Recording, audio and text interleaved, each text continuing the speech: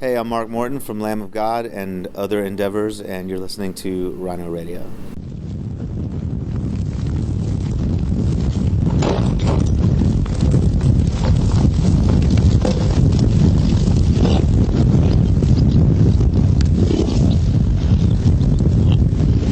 So today I have the honor of sitting with Mark Morton, previously of Lamb of God, but today Still of Lamb of God. Oh, as far as I know. But today of Mark Morton. Yeah. Solo and acoustic artist as well.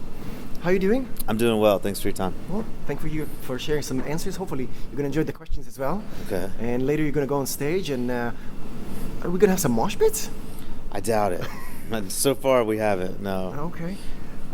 So let's first of all get down to business. Okay, second EP, Ether. First EP. First EP, Yeah, second part release. is your solo artist. Sure. 17th of January, which for us is next weekend. Uh-huh. And I want to talk about the names. You started kind of the heavy side of rock, and then Anesthetic came out, and now Ether, about numbing. What are we trying to numb? What are we escaping from? Well, so Anesthetic was definitely a reference to the idea of numbing pain, you know what I mean? And I think music, songwriting, lyric writing, and just music in general, even listening to music has always been, had that effect for me. It's been a place I can go in times of conflict or in times of trauma or whatever and get some sort of relief. So that was really the idea behind the name Anesthetic. Ether was kind of a play on that. You know, it was an EP, and it was pretty quickly after Anesthetic, and I kind of was thinking about spinning off of that theme, and the idea of something being ethereal and it being an acoustic-based EP that struck me as kind of cool. Okay, but what specifically are we trying to escape? Is it the news? Is it emotions? I know that.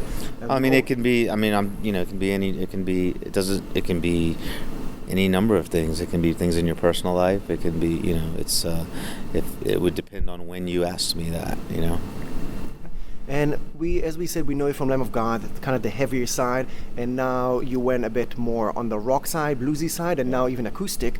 Do you feel like there's a difference in the message that being passed on to the crowd? Is it easier to transfer the message in one of these methods? I don't think so, man. I don't know. I don't think I necessarily have a message, or I think it's, in my experience, and at this point it's been pretty considerable experience. I've been doing this a while, and what I've always done has been write music that gives me some sort of reaction, that makes me feel a certain way, just instrument from the music, that gives me some kind of visceral reaction. And then lyrically, I usually write it's usually just kind of cathartic. I'm writing about something or sort of processing something that I've gone through or that I'm going through. And when I put those things together, it becomes a song. And what I have found is I've been fortunate enough to be part of making songs that once they're turned out into the world, they impact people. People relate to them, and they feel like they can relate to what's being said in the song, and often they feel like the song speaks directly to their experience. And that's the part that's really magical, is that once the song becomes a song, it doesn't matter what I was writing about or what I was thinking about when I wrote the riff or what I meant by that line in the chorus. When it comes out into the world, it becomes the listener. It belongs to the listener, and it can be interpreted any which way it's needs to be to as people relate to it. So. I don't have a message. I don't have. I'm not on a soapbox. I don't have an agenda. I play guitar because I love making music, and I write lyrics because it helps me process what I might have been going through, and it becomes really special and magical when it impacts people all around the world. I feel so grateful, like that music I've made, even if it stopped today. The music I've made has touched people's lives and given them some kind of positive energy, and that's a special thing to be a part of. Do you feel like the experience on stage for you is different, whether people are moshing or looking you in the eye and kind of just nodding and enjoying letting it in? Yeah, I separate the creation of music from performing. Those two things are different. I think my goals are different from one to the other. On stage, it gets more, depends on what we're doing. Tonight we're playing acoustic, quiet sort of set. I wouldn't probably appreciate it very much if people started moshing. I mean, if that's what they want to do, that's cool, but it wouldn't make sense to me, obviously. So, with Lamb, I don't know. I've had great crowds that weren't particularly violent or active. It's just more about an energy. And I think when in a concert situation like that, there's a relationship. You can have the band can be great and the crowd can suck and it's not a great show. The crowd can be great and the band can suck and it's not a great show. There has to be some sort of like energy interaction between the band and crowd, and that takes on different characters or different kind of. It manifests itself in different ways on different shows. And I want to go a bit more global with you. Obviously American, traveling the world, performing in front of people of all colors, all shapes, all genders, all stories. Do you feel like music needs to have a message and improving, or is it just, as you said, with the numbing, with an aesthetic, just to have fun, or do you feel like it actually can do something to improve the world? I mean, I think music can touch people. It can make people's lives better. It brings people joy. That's just what I hope to do with music, is just to bring people, some kind of joy. And it brings me joy to make it, and when it impacts other people and brings them some kind of positive energy, that's really as deep as it goes for me. And if I'm mistaken, you're only singing on one track on both the album and the EP. Is it in Imaginary Days? I think that's the only one you're the solo singer. Correct. Is it something that you enjoy more or less? Because on one hand, it's you writing the lyrics. On the other hand, you're passing it on to other singers. And even on tour, you have Mark Morales singing with you. Yeah. What's your future with singing? I don't know. I haven't thought about it too much. The one thing I can say is that I really don't... I can't sing and play guitar very well at the same time, and I'm certainly not going to put the guitar down and just sing. So, and if I've got Mark Morales sitting next to me, why would I sing at all? You know what I mean? He's pretty phenomenal talent. So, I mean, I sang Imaginary Days. It was simply, when we made Anesthetic, I wrote a lot of those songs, a number of those songs myself, lyrically and musically. So I would make demos of the songs with me singing it, thinking that that would be what, in a lot of cases it was, what I presented the other singers for them to learn it from, right? And that's just one that kind of stuck around, and Josh and I got used to me singing it, so we just cut it with me singing it for the album. I don't know, I may sing again. It's not something I give a lot of thought to.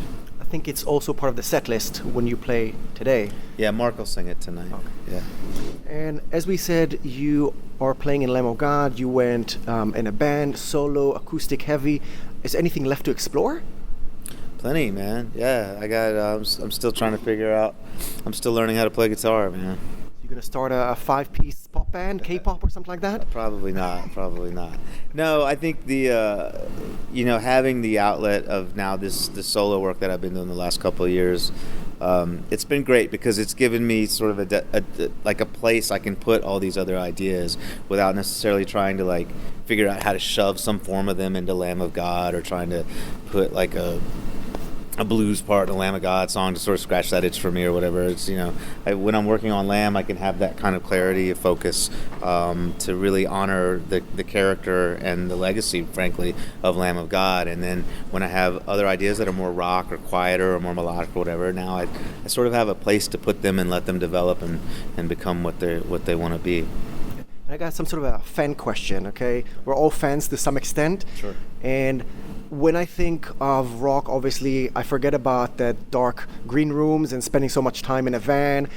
And when I see the list of songs and the list of people that sang with you, I'm thinking, oh, just a lot of rock stars just hanging out in one room, having fun. And I know it's not completely that, but I'm guessing some of them are friends. So how much of a playground is it actually recording with all those singers that we know from different projects? And some of them are probably friends. I mean, Randy was singing on one of the tracks on the previous album, and you have Lizzie, Hale, and Howard Jones on the EP. Mark is joining you for tour. So how much is it work? How much is it online? Where's the fun of the fan that's looking at it? And where's the work of the artist that just wants to get stuff done before the label is calling? Well, I mean, I think certainly at this level, I think most of us are pretty professional about what we do. Um, so when we're working, we're serious about our work. That said, being in the studio is one of my favorite places to be. So it's my kind of my happy place too. I'd have to go track by track with you to tell you who was there and where we were. We recorded it in studios, all over the place, and whenever possible, I'll have the vocalist in the studio with me recording the song we're working on, but sometimes it's just not possible. So there are cases where even some of my favorite songs on these projects, the vocal was recorded elsewhere, and in some cases it was recorded elsewhere when I wasn't there. So this idea that we're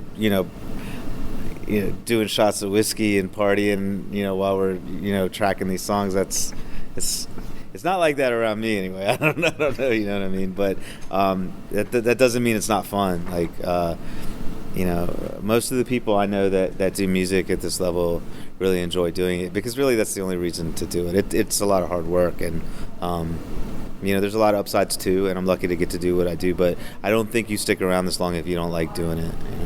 I'm going to confront you with a rumor before we say goodbye. Okay, the internet is gushing with words about the chances that you are not you're actually John Petrucci. Is that true? I have no idea what you're talking about, but I'll tell you this: I wish I could play guitar like John Petrucci. So there are two different entities, Mark and John, completely separate, not the same person. He's far more handsome and a much better guitar player. Okay, thank you for confronting that. Yeah. Is there anything else that you want to say to fans and listeners out there? Thanks for all the support, man, and thanks for checking out the solo stuff, and obviously all the years of all the fans of Lamb of God that have stuck with us for so long. I'm really grateful to be able to do all of this, man. I'm the luckiest dude I've ever even heard of. Well, thank you very much for your time. And let's mention again, the Ether is going to be out on the 17th of January. Yeah. And there are a few more shows in the UK, and I'm guessing a few more around the world, so we can check that out. Absolutely, man. Yeah. January 17th for the new EP, and the song's out yesterday, the first single, All I Had to Lose, with Mark Morales, and new Lamb of God sometime this year too. Okay, Mark, thank you very much. Right on, man.